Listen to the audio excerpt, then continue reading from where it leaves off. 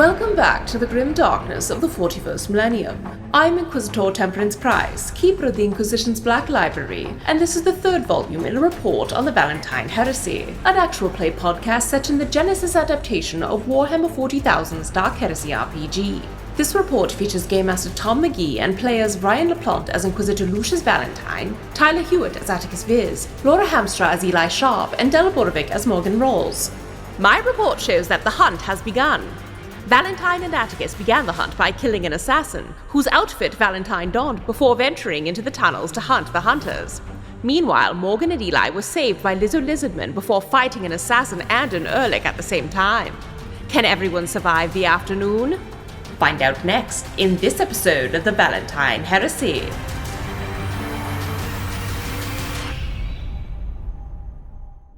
Wait, how big do you want it? From an eco game order for one very large fucking Urlick. Morgan, you have a giant Urlick charging at you out of the brush. This thing is kind of if you took a rhino and a hippo and you put them in a blender.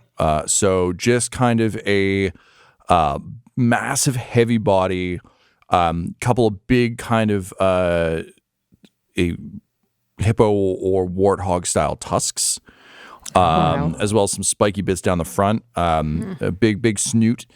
And this one is larger than the ones you've seen stuffed and elsewhere, is clearly has a very unique skin tone, almost a bit of a like Battle Cat from He-Man situation of like greens and reds and stripes, clearly made to be a hell of a trophy for a hell of a king, and now a hell of a threat to a hell of a Morgan.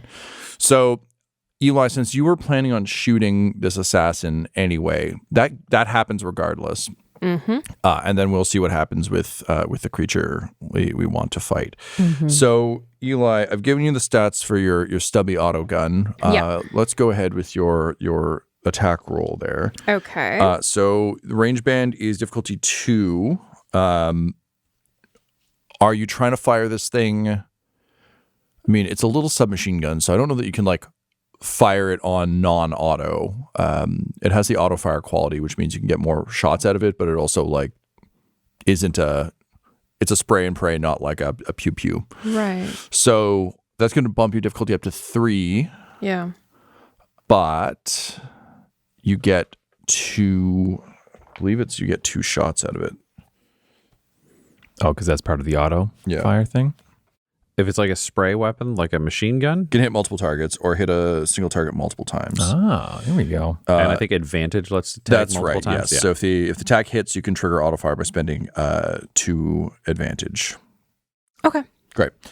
So because it's got the auto fire quality from Dark Heresy, it means that it has to auto fire, so that'll add 1 purple to your attack roll. Yeah. Again, the guy's that's why I'm at 3 total now, right? Yeah. Okay. Yeah. So you're at 3 total, but if you get 2 advantage, then you can trigger auto like the effect.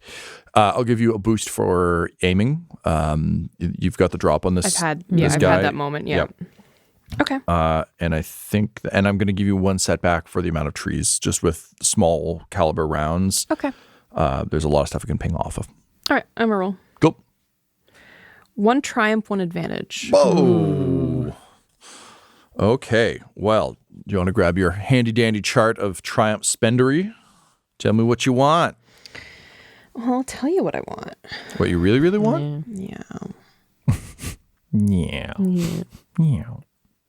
So I can do something vital that changes the balance in the scene. The Urlick is going after Morgan. I see that. I would love for the loudness of the gun to turn the Urlick's attention over to me. Okay. I like that. Yep. I'll buy that. Wow. Yeah. Cool. Yeah. All right. So you have 1 success then from the triumph. Yeah. What is the damage on the gun? Damage is 6. Damage is 6. So that's a total of 7. Cool. So you open fire on the assassin. A few of the bullets ping off. And I'm sorry, did you have 2 advantage? No, I only had one. Damn. Yeah. A few of the bullets ping off the trees and other things. You do kind of hit them. You see them kind of stagger forward as these small rounds kind of cut into their back. But he doesn't drop. He just kind of is surprised. There's a bit of like a yelp as he stumbles forward taking hits. But sure enough, the bark of the gun is enough to make the Urlick turn from kind of, I'm going to gore Morgan to, the hell's that? And as it turns its head, it kind of stumbles a bit. Misses. I think we'll say this gives Morgan you a chance to jump out of the way. Great. And then we'll move into our kind of initiative order. So Morgan, from you then, please, let's get a coordination. Sure. And Morgan will have the boost from my advantage. Yeah, that makes sense to me. So I'd take coordination or... That's a hell of a play. Yeah, I think coordination. Coordination makes works more sense for to me. I'm going to say difficulty of 2. This is a big thing. You see it coming. You've got the distraction. Also, you're just generally, I think, pretty quick on your feet with stuff like this. Yep. Yeah, I think I will give you a setback for just being so fucking tired. Yeah. You're a little sluggish. Oh, 100%. But you get a boost from I got the boost Eli. from Eli. Yeah. Cool. Yeah. I don't know. Story points sit at 2 and 3, and you're in my favor. I'm gonna take this as is. All right. It's coming at me, and I think up until this point, Morgan was just thinking, I am so tired, and I just want to get through this. And Morgan has had tiny little flashes of like, I might be just too tired to do this anymore.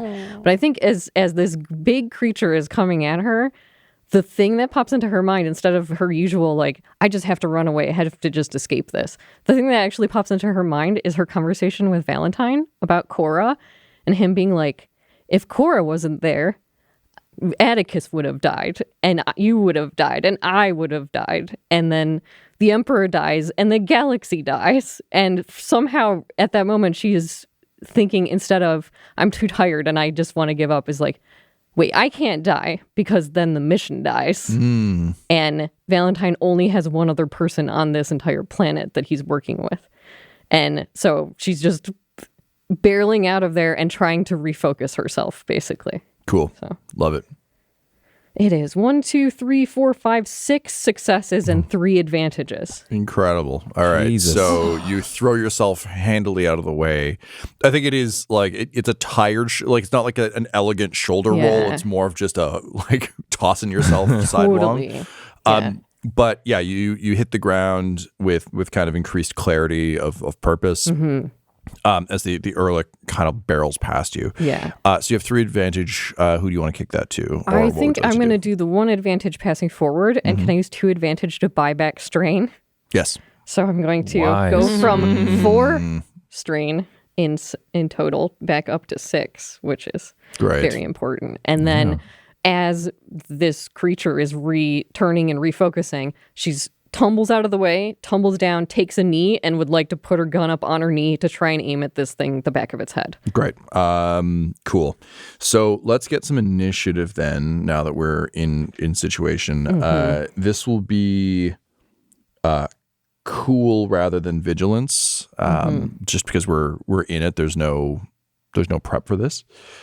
So just give me a straight roll on all these. Too? Yep. Okay. I'm sorry. Just What was rolling it? with no difficulty, right? Yep. Yeah. No difficulty. 2 successes for Morgan. I'm going to add an auto success. I'm going to use my observant incidental talent to add 1 success to the result. Okay.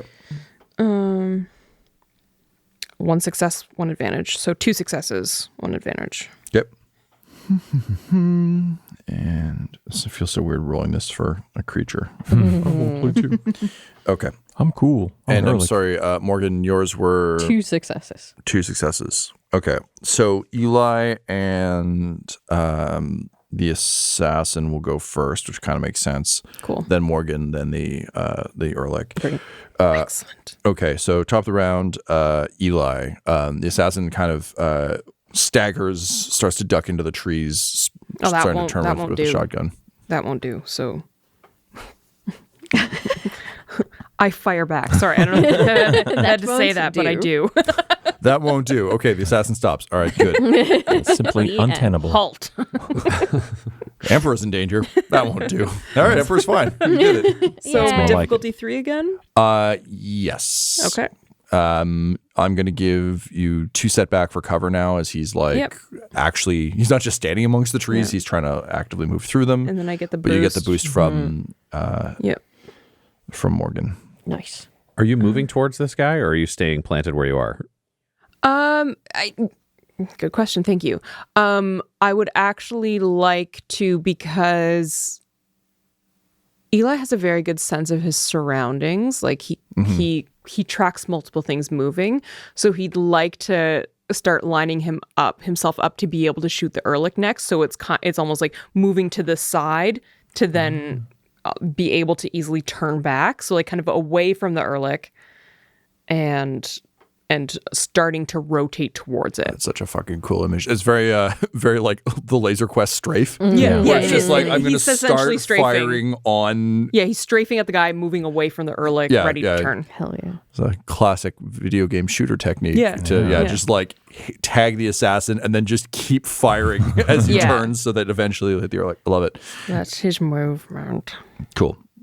Dig that. All right. Good? Yeah, let's do it. No! Wait, okay. 1 triumph. It's a roller coaster. What up, Eli? The fuck is happening? Sorry. 1 triumph, 2 advantages, 2 failures. Oh, okay. What? Interesting. So I guess net 1 failure. Yeah. Right. But we've never worried about net on this show. We And play we with just all of the play dice. with all of the bits. Yeah. Well, and the triumph counts regardless. So, okay. I'm going to say you turn firing. The assassin, just like similar to Morgan, just throws himself down. So the bullets spray over him. You continue to turn. A couple of them ping off the face of the Urlick. But you did get a triumph. So I think I was inclined to have worse things happen, but like I don't think your gun would jam or run out of ammo on I just can a just normal upgrade failure. the difficulty of my targets next Yeah, you can do that. check. So harder to hit me. Yeah. And I feel like that would make sense with like my movement and everything. Sure, that makes sense. Because Also, if there's any trees between us, I'm 100%. And if the going around. Urlick is taking bullets to the face that are like pinging off its natural armor, it's still annoying. Wait, the Urlick? Well, the Urlick's charging has turned its attention to you. So you were spraying around. Assassin went down. Urlick is charging. So Assassin will go first. So Assassin will have a harder time. But yeah, this all makes sense. Great. Excellent. Okay, cool. And I'm sorry, did you have Despair as well? No. Or not Despair. No, I had 2 advantage. 2 advantage. Okay, Yeah. so do you want to hand that to someone? Yeah, pass to Morgan. Morgan? Great. Okay, so standing from the trees in which he was shot, the assassin sees the Urlick, sees both of you, and you just hear like, shit. He's going to try and shoot you, though, because that's his job. So I'm going to say we've been saying range 2, but you've upgraded it. So now it's 1 red, 1 purple. Yeah. Similarly, disadvantage for trees. He's firing a shotgun. So like real bad. So he gets 2 setback for that. I don't have a whole lot for this, to be honest. I'm going to spend a story point. Bring us to 3 and 2 in your favor for the first time in 9 years. Fuck, this is such a bad spread. Yay. Take that, Assassino. Maybe I should spend a story point. Yeah? Yeah. Yeah. Be more likely for a despair to happen for this guy. Okay, Yeah, so maybe the problem will take care of itself. Yeah, he might take care of the Urlick for me. I don't know. admittedly, you have made this a much more visually pleasing picture because it's 2 yellow, 2 red, and 2 black. So got like a nice little pattern going on. So let's see. 1 advantage, 1 failure. Okay. So he fires, and the spread just gets like blasted, caught in the trees. He's going to send the advantage forward as a setback to someone's next, whoever's next roll. But yeah, just a shotgun blast, and the shit kind of turns into like shit. Oh fuck! And he's going to turn and start running. He's going to use his movement to just like run through the Get trees, out of but there. it's one of those awkward like stepping over branches, and he's wearing a ghillie suit, so it's getting caught and shit, and he's not getting very far. But he moves one range band away, just breaking through the trees. Cool. Bringing us to Morgan. Morgan, you've landed on your back. In my head, this is all very Max Payne, where it's like throwing yourself on your shoulder and then just from the ground on your back, coming up with a rifle. Yep. Let's play that out. All right. Let me do that. And Although I guess I should ask, you're targeting the Urlick or you're targeting the assassin? the Urlick. Yes. And I think I want to do a cold shot and try to aim for where its head meets its spinal column. Just trying. It's obviously a very armored animal, so I'm hoping that the back, that part of the head, will be maybe a little more smart, squishy than the rest of it. And with a cold shot, this is the whole sniper situation. No, here we the go. cold shot, it go. gives 2 setback, except that my gun is special. It only gives 1 setback, and then I'm a crack shot, so I drop the setback. So that's my aimed shot. I get a boost for the accuracy of the sniper rifle. I get a boost from Eli. I get a setback from your advantage. And in terms of your movement, if you don't move, you can use the aim maneuver, and that'll give you more boost. That's the reason that I could. Oh, that you get the crack shot. Yeah, Got that's it. why I get all of that stuff, because I aimed. And I think I'm also going to spend a story point. Well, you know what? I will too. Okay. So there. No, that was a boost. Oh, well, what's is it 2 for the difficulty? I would actually, I don't know if this impacts your rifle fire at all. I would say it's 1. Okay. This thing was going to gore right there. you, and then you threw yourself to the close. side. Very close. And you have a long and a barrel sniper gun. rifle. Yeah. Like you could practically put it against the back. Oh, wow, that was close. Like Great. Yeah. Okay, then that's my pool. Let's see. It's 1, 2, 3, 4, 5, 6 successes and 1 threat. Hot diggity So that jams. means that it's Hello. 14 damage. 14 damage. Okay. And then I don't know if it mattered that I had the cold shot or not, or what that affects for that. But Does the cold shot increase your damage, or is it purely a narrative? I think it's more purely narrative. I think it's like if you shoot someone in the head versus just center mass or whatever. Oh, cold shot can matter because there are certain forms of armor that only protect certain parts of your body. Valentine's armor being a breastplate, if somebody calls a shot and hits him in the head, he doesn't have armor. So it can matter that way, depending on where armor's located. All right. Well, I think what I'll do then is I will. This guy's got soak for days, but I will decrease the soak because I fully buy that the back is tough but not armored, as opposed to trying to shoot through its skull. Yes. So I will increase the damage. Okay. So it's a powerful hit. There's just a blast of greenish black blood sprays off the back of its neck. It lets out a deep bone rattling roar, and does that kind of thing that you see elephants do a lot, where it just kind of snuffles its head back and forth. Now it's got an itch in the back of its neck that it can't scratch. Yeah. And it just kind of staggers forward on the hit and then starts to just turn its whole body. But it is a big creature, so it is one of those it can't pivot on it. It's got to kind of come around, but it's coming around to give you hell. Which brings us to its turn, appropriately enough. So it is going to try and gore you by charging forward. Great. Okay, so that is... Man, this thing fucking hits. Good luck. It might be lights out over here. I have no armor. Oh, yeah. I have nothing on. Okay. But you look fucking tired as hell. I look tired as shit. That's kind of cool in its own way. That's true. It's cool to be sleepy. Del, did you had threat? Yes. Okay, One so threat. Thank you. Boost. Okay, so I've got 2 yellow, 3 green, 1 blue, 1 black. And it's melee attack, so that's difficulty 2. You have no defense. I have no defense. I have no armor on. God I'm in damn. clothes. Oh, good God. And you are prone. Bull. Oh yeah, I am. So yeah. that's a boost. No.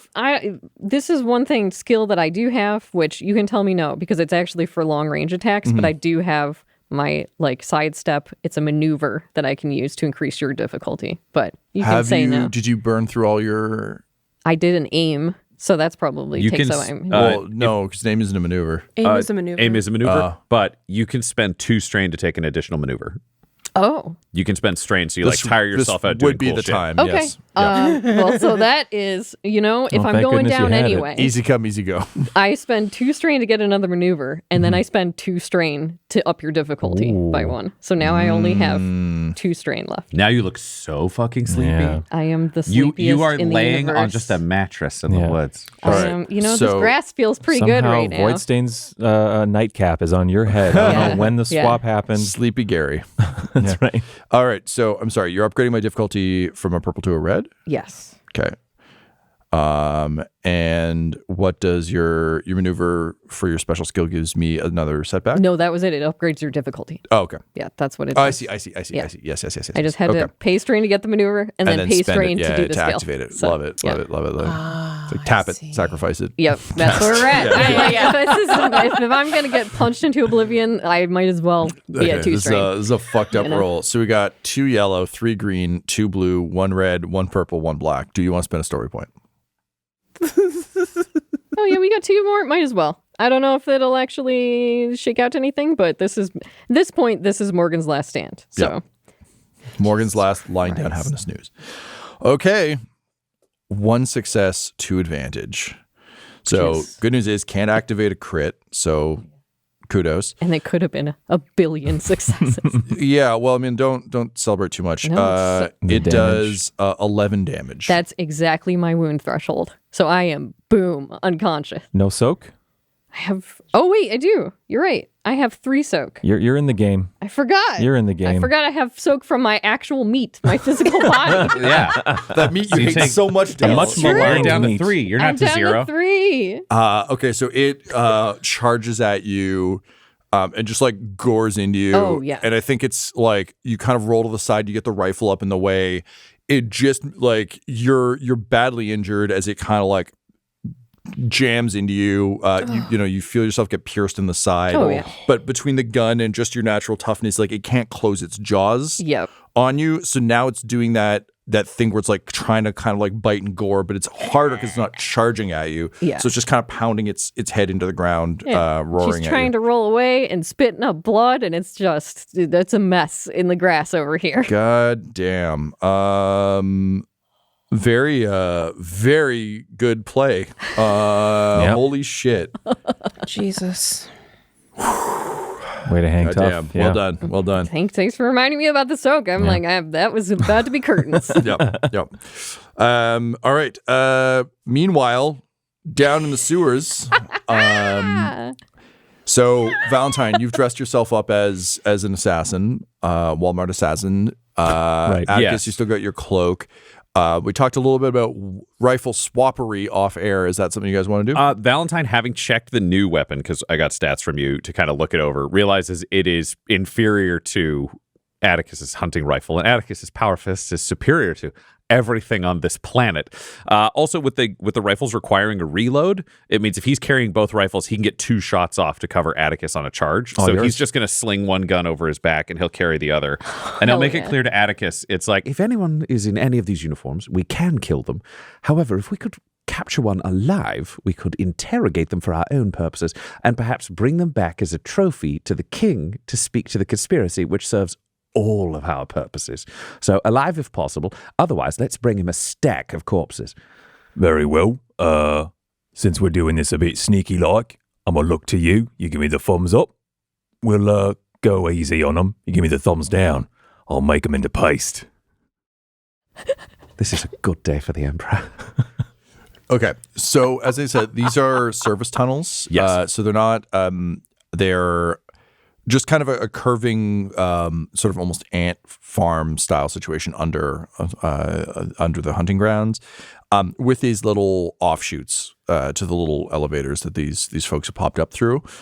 So directly ahead of you, there's a curve, so you can kind of prepare how you want to approach. But based on your map, you know that around the curve and ahead a few meters, there will be another of these pop-up elevators for prey. Great. Just for my exact picture, I'm picturing the traditional movie tunnels where there's like some pipes along the side and some wires and occasional like boxy lights. Is it that kind of setup, or how is it lit down here? Just so I know the full environment. Very, very close to that. Yeah. I would say probably not a lot of.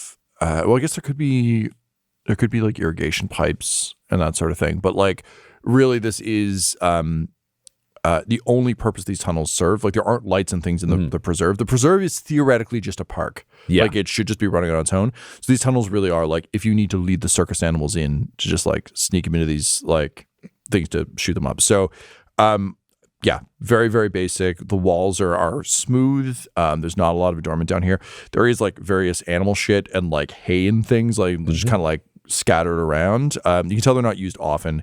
Honestly, Like animal shit?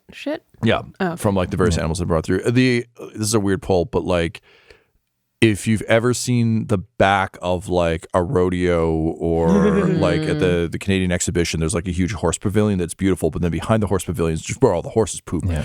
It's just that kind of vibe where it really is like backstage at the circus. Yeah. Great. Is it dimly lit? Are we bright? Are we dark? What's the It's very visual dim tone because it's really just for the wardens. So to your point about the lights, it's like occasionally you'll have one of those graded like just for lack of a better term, horrible yellow. Just that horrible yellow, and it's still fairly dim because again, like no one's supposed to see this. It's not even really supposed to be here.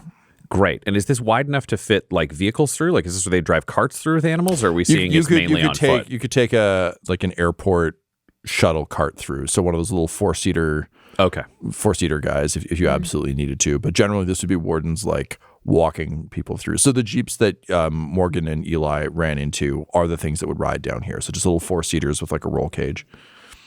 Great. And then you're saying, so around the corner, it's close to one of these spaces you would estimate. How close are we talking?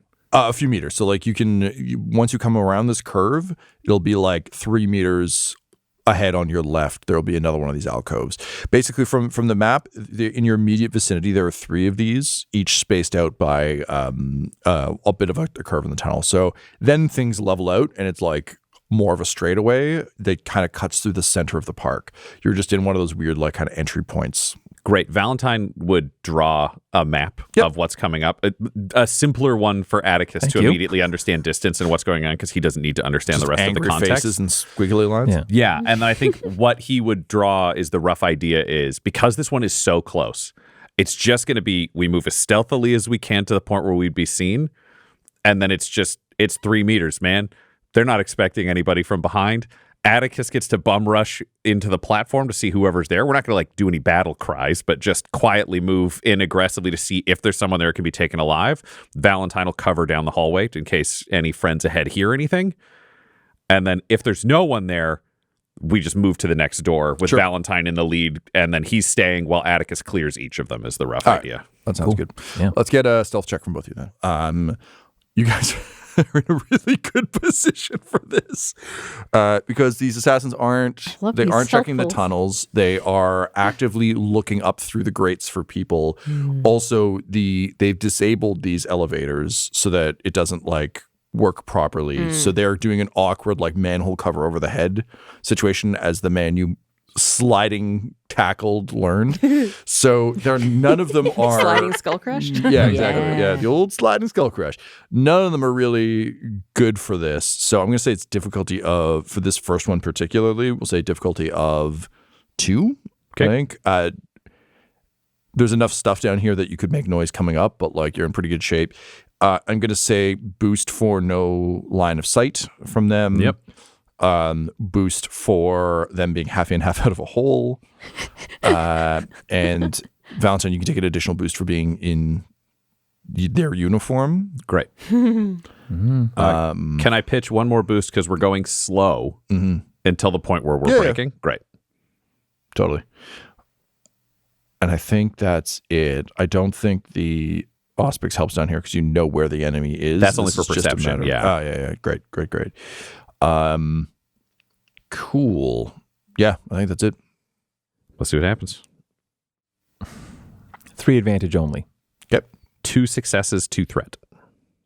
Okay, so we've got 3 advantage and we've got 2 threat. Yes. Okay. So Valentyne, I'm gonna say I'm gonna assign the 2 threat to your next thing. So Attikus, I think as you start to move, you you hear, like, you can hear the servos in your arm and the cloak, and I think it just causes you to stop. Like, it's very clear that the sound down here is going to echo your shit a bit too much. So rather than kind of like creeping forward, I've got a pitch for you on the advantage rather than passing forward, which is you spend the turn wrapping the arm with your cloak just so that it makes less sound, muffles the sound. Mm. Which again mechanically doesn't change anything. It's just an excuse as to why you neither failed nor succeeded. The ones where it's a wash are always the most interesting to me because it's like the D&D in me wants to be like, yeah, they heard you. Right. It's like, Pass, no, fail, you just didn't get to do the thing you wanted to do. So yeah, just wrapping the arm. Yeah. So you've got a cool mummy arm now. All right. Yeah. And so now I look like naked snake from Metal Gear Solid 3, basically. Yeah. So it's been the whole time. But with what's his name? Dum Dum Duggan's head from That's right. Yeah. Without the bowler hat. Yeah. Yeah, exactly. Okay, great. So that's Attikus, but Ryan, you did succeed. So Valentyne moves ahead. And you come up to again one of these doors. You notice Attikus stop. Would you stop for him or would you keep? Valentyne would advance to the place where he could theoretically peer around the corner. If he's got additional information, he can adjust orders. Like Sure. if he can, having stealth his way forwards, just do a glance and use his auspex to try to see, like, are there life signs in these 3 different platforms? It's really different if he knows the first one's empty. Yep. Fair enough. So the first one does have someone in it. It's a lady who seems to have had to tap batons into the wall in order to get her head up and over it. So she's very short. And she's kind of doing that awkward thing where she's got one foot up on a baton, another foot on one a little bit lower, and is kind of like snugged an arm through it to kind of keep herself up and over the lip, and is clearly doing the scanning thing you saw from the other person, where it's just like gun kind of at the, probably a little auto gun like the one Eli has, gun kind of peering through, but not she's in a very optimal position to catch someone walking by, but that's about it. Great. She sounds really vulnerable to getting grabbed by a strong person and being yanked down. That's not Valentyne's specialty, so he would at this point just wait for Attikus. Okay. Like, keep an eye on the situation and be ready to see how it plays out. Attikus, seeing you peer around the corner and then look back to him, Attikus will like questioningly give you the thumbs up, thumbs down. Valentyne, because we have Imperial Guard signs, we can actually have vague conversation, would be like target in platform, advance slowly, I'll cover you. Bring her in alive or kill him? Thumbs up for alive. Thumbs up for alive. Okay. I love it. This is a weird thing to pull, but I'm imagining Valentyne being like pressed up against the side, looking in, looking back, and making gestures. Reads to me very much as the Area 51 arcade game. There's just like one human actor leaning against the thing, like turning back to you, like waving you forward as the camera slowly advances. Yeah. So let's get another stealth check from you, Attikus. This time at difficulty 1, because you know the situation. You're moving very slowly. This is really just to see if it fails badly. Are we looking at the same boosts of the environment that we had, or so the same pool -1 difficulty die? -1 difficulty, and I'll give you 1 additional boost for the information that Valentyne has given you. Okay, so it's a 4th boost for me. Yep. Okay. This is really like the dice gods have to hate you pretty hard for this to not go. I mean, yeah. That's weird that one was a question mark. Anyway, 1 success, 4 advantage. Okay, great. So you can figure out how you want to spend your advantage, but you, with the wrapping, are able to move up. And the gate. So all these little elevators have like a gate in front of them. So like a barred gate to prevent the animals from just fucking going hog wild. You can see that the lock mechanism has been sheared off. So it's slightly ajar, which is very good news. I mean, it's kind of like asking Bender, like, what are we going to do about these bars, Bender? Oh, I don't know, bend them. But it means that you can literally just like with your fleshy hand open it and then metal hand grab this person if you want. I do want that. I want that very much. Great. My intention here, I suppose, before we roll, is to swing the gate open. Quickly, knowing that slowly really gives you that like awful screech, but fast sometimes you can get a squeak out of it instead of a horrible grinding. Strong hand, grabs the person, pulls them out of their manhole down into the sewer with us with free hand to just take control of the weapon, grab it kind of by like halfway up the barrel. Sure. And now I'm steering where she's aiming, even though she may still hold it. Like she's not hitting me. She's not hitting Valentyne. And then we go from there, but I want to disarm her. But I was going to say, and Valentyne looking at you mimes out silent. Yeah. Oh. Like, don't let her shoot the gun. Okay, he'll put his thumb over the barrel, and that way it'll stop it from. No.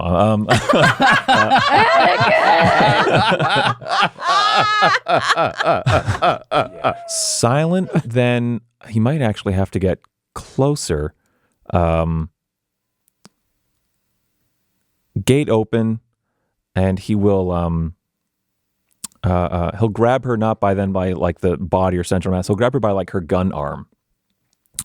And squeeze with a power fist. Yes. And just kind of take that piece off the board. Oh God, I'm gonna be sick. Okay. And hand over mouth to bring her the rest of her in. Okay, so let's do. This is definitely a melee situation here. I was going to say, Tom, to throw a spend out there for the advantage, could we remove the threat from the advance? Valentyne currently has 2 threats sitting with him. Yes. Great. So we just got clean rolls for this. Which is great. And Valentyne is just knowing where Attikus is going. He's lining up in case anybody comes out of these further down platforms because he can just start shooting the moment they pop out. Okay. So I'm actually wondering if this is an attack. This might be more of an athletics situation because you're just like you're not trying to hit speed it. And brutality. Yeah. And it's a physical act of movement. Yeah, so sure. let's go with athletics. I'm going to treat the difficulty like it's a melee attack, though. So the difficulty of 2 purple. You get advantage. You get a boost from unexpected. I'm going to give you a setback for the noise of the gate, just in case it makes some squeaky noises. Okay. We will see. Boost too. Oh, What else do we put on? What else do we put on this guy? I will say an additional setback for the technical difficulty of having to get a hand over the mouth at the same time you're doing all of this. Mm-hmm. I think that's it. Could I pitch a boost because she's on pitons and has the arm out the window? There's no room for her to dodge once this starts. If he can get a clean grip, she's like a statue. The thing is, the grabbing her isn't a problem. It's the quietly doing it. Yeah. Sure. So I'll buy that. Story point wise, we are still sitting at 3 and 2 in your favor. Are we? I have 1 and 4 Yeah, Del in your spent, favor. Del spent it to not die. It's 1 and 4 for you, baby. Oh, we have 1 and 4 in my favor. Oh no. Yeah. Anyway, I'll spend a story point. Oh. I have so many. I'm just filthy The with story dragon. points. You're so used to 2 and 3 and 3 and 2. You missed it when it went 1-4. It just didn't even make I sense. just assumed, makes an ass out of me. yeah, I'm good. Yeah. A triumph, 2 successes, and advantage. The Emperor protects. Fuck you, bad guy. So triumph. How many successes? 2 successes and an advantage. God. That's the old Big E special. Attikus. All right. So you reach through. Just like you pull the gate open just slowly enough that the creak isn't too loud. And yeah, just walking in, grabbing the arm, she kind of turns in surprise. I think I do finger snips with a power fist. Or you talk, yeah. So it's just like she turns as she kind of feels the pressure, and then just like finger snips, hand over mouth, pull down. Yeah. And she just writhes and screams against your hand as her arm falls away, just kind of dropping with the gun to the ground. There is no sound. There's like enough like dirt and shit at the bottom that the sound of the severed arm and gun hitting the ground doesn't cause anything. Blood is just fucking spraying out of her arm as she kind of like rides against you, looking in horror at the arm. I've got my cloak all around my power fist, so I will begin to apply gentle pressure and start to stop the bleeding with this cloak. But Tom, I know occasionally with power weapons, like swords, the flat of the sword while activated has been used to cauterize wounds because they have a field that envelops them. Can that also be done with the fist? I don't think so, because I think the fist is just, I've always taken it to just be, I hit you, where the sword or the axe or anything else is like magic blue glow. I mean, you know more about I'm fine with a no in this case. I was just bouncing it off you, baby. There are a lot of models of Power Fist. That's true. Yeah. That's true. Because the Space Marine ones and the Guard ones are different. We've and Guard never Commanded other ones are touched different. as it's like it's dangerous to touch Atticus's arm. Yeah. I think I would say no. Also, Okay. just based on where you got it, it wasn't like the best of the best. So yeah, you can hold. Then Valentyne will tightly sign to you, like, use your belt tourniquet. then his free hand comes off the mouth, and he goes for the belt. That's fine. She passes Yeah, out. okay. Like, she's losing a lot of blood very quickly. Yeah, I was gonna say And now Valentyne. Atticus If has she's no if she's shirt and unconscious, no pants. Valentyne is gonna shift over to help, like, gag the lady, hog tie lady with the other 3 limbs, tourniquet the limb. It's good for lords. It's good for assassins. Yeah, that's Exactly. And then he'll just turn to Atticus and say, "Another one." Atticus one. will look down to this lady and sign back like, lighter touch next time. Valentyne gives you like maybe hands, just a little wishy-washy. Atticus just smiles. Valentine's theory is, if we get like 3 of them like this, one of them will make it. Like There this we is go. because the most important thing is this was silent. Yeah. This was no risk. Snip, snip, baby. Yeah. And he would check his auspex to see if there's anyone else in the next 2 down the hall. The next one is empty, but there is one further down. And he looks to Atticus and gives a nod, and they begin stealthing down the hallway towards this next foe. This episode of the Valentyne Heresy features the voices of players Ryan LaPlante, Tyler Hewitt, Laura Hamstra, and Del Borovic, alongside Game Master Tom McGee. This episode was edited and mixed by Laura Hamstra, and the Valentyne Heresy's artwork was created by Del Borovic at delborovic.com. That's DELBOROVIC. Our theme song is The Hordes by Megan McDuffie, and our ad breaks use the tracks No Control and Chiefs by Jazzar, JAHZZAR. All of their music is available at freemusicarchive.org. For all things Dum Dums and Dice, including merchandise and how to join our Patreon, you can visit dumdumdice.com or find us on social media at dumdumdice. That's DUMBDICE. Ave Imperator, and death to all the heretics.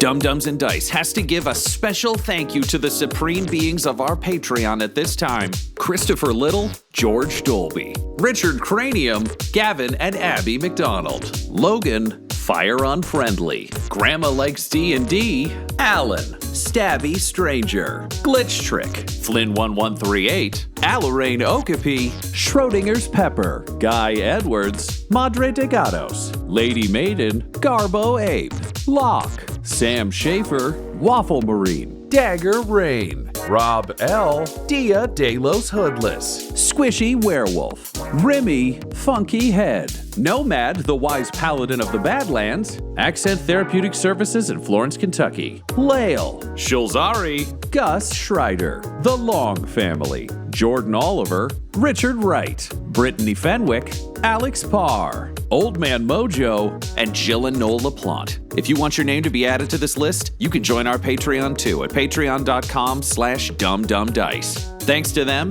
and a little bit of thanks to you.